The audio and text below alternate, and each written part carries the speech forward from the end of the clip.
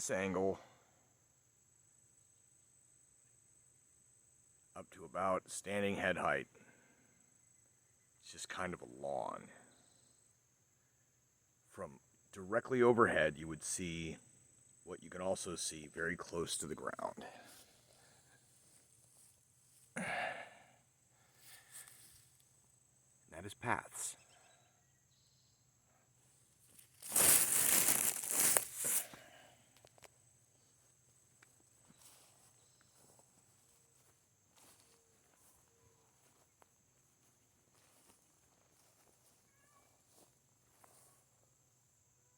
This one right here, the light one is me. But these other ones are not me. Other places where you might see what you think is a tuft of grass could just actually be shelter or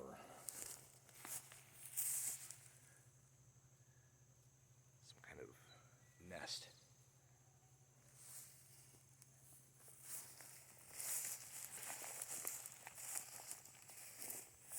I haven't done one of these for a while.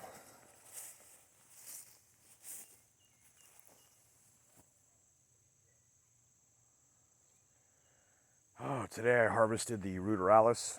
It is currently in the oven drying. I was able to get 4 long stems. And even though one of the stems had its buds eaten off before they could blossom, and had grown a second one, which then did blossom.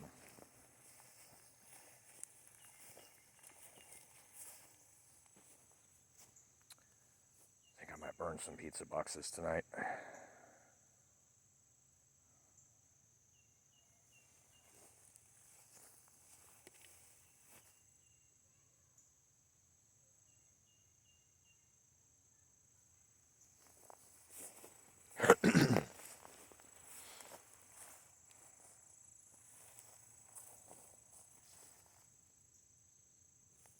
Little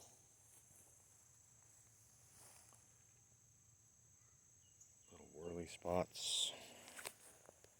I'm going to mess with the contrast a bit and see if those pop.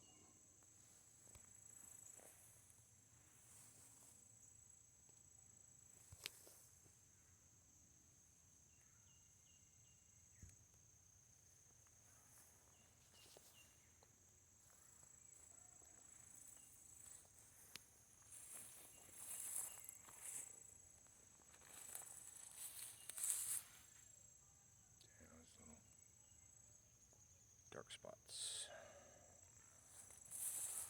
So I had a thought,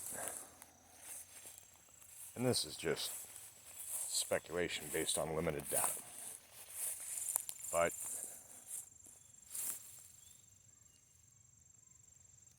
stalks have been eaten. Rabbits, I'm guessing.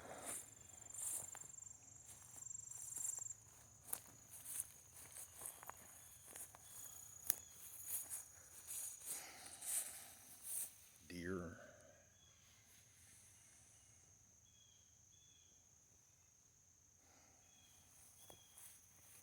An enormous amount of poison ivy. So I had an idea, a thought.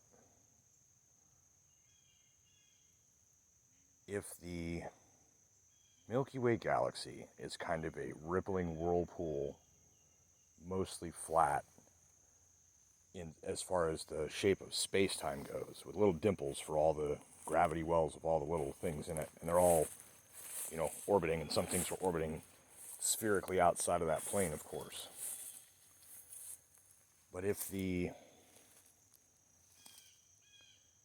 galactic plane has a warp like they think it does, one end kind of tips up, one end kind of tips down, and then in the middle is flat. So you'd have something like this, right? Where the end of the wrist there at the center is the upper lip, right? And it goes like this, and that's kind of like how the proposed Alcubierre shape would be for having a ship sitting in the center of that, where, in the case of our galaxy, what appears to be a supermassive black hole is. That this is effectively a galaxy-sized Alcubierre drive, right? But it seems horribly inefficient. There's got to be other ways you can shape space-time so that where you go is easier. It's kind of like, yeah, like I'm thinking in terms of like when they graph vacuum energy, they talk about a false vacuum state, and how it basically, when you get to things like that, that's all effectively the same as causality. Not in a macro-physical events sense so much as a standard model, what is, you think of them as islands of stability as well. So that makes me wonder about, our galaxy's islands of stability and otherwise unstable space-time.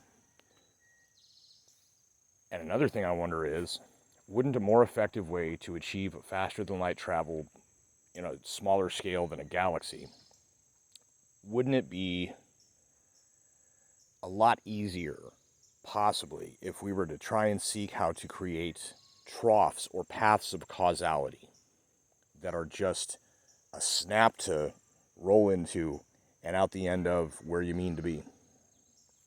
I would just think that thinking of it in terms of warping causality rather than warping space-time, and rather than trying to come up with this idea of a sliding, you've got the downhill in front and the uphill behind. Like, I kind of get that, but what you really need is for that, instead of a plateau, to be kind of a small point with a non-dimple on it, so that as soon as it's on your craft or whatever it is that's creating this field that makes this warp, would then roll right off of it, and then you would have to create a causal trough, and a causal trough would include things like nothing in the way. So, yeah, that's just a random thought that I ended up having while waiting for the Ruderalis to dry and contemplating all the little paths and nooks and hidden things going on in my lawn.